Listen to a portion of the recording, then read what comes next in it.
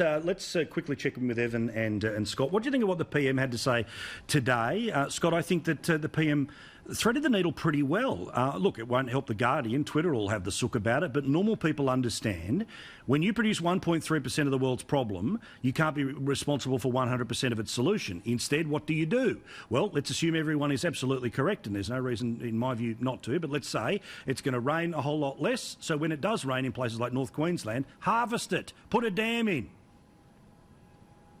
Look, you've got to do the sensible things. It is a fine line that he's got to walk, and he's got to weave through this and all the different, within his own party even, the particular factions on where they stand on this. But it makes sense. Look, for far too long, governments, and governments of all persuasions, have been anti-dams, for instance.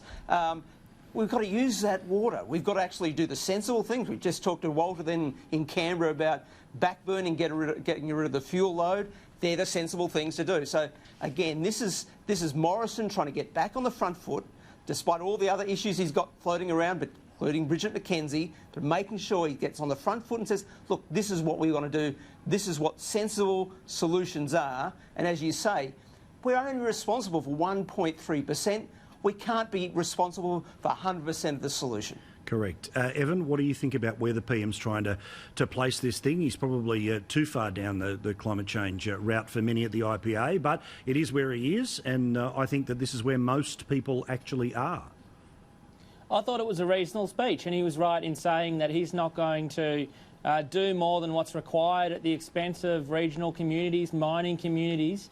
You saw the massive swing Labor copped in the election in mining communities, and he's just not going to go down that path as much as the press gallery want him to. And good on him for having a go at the press gallery on their home turf in the press club for editorialising their questions. You can either be activists or journalists. You can't be both. Well, mate, some of the questioning, and I showed you that thing from the person from The Guardian where literally the sports rort situation was for your personal benefit.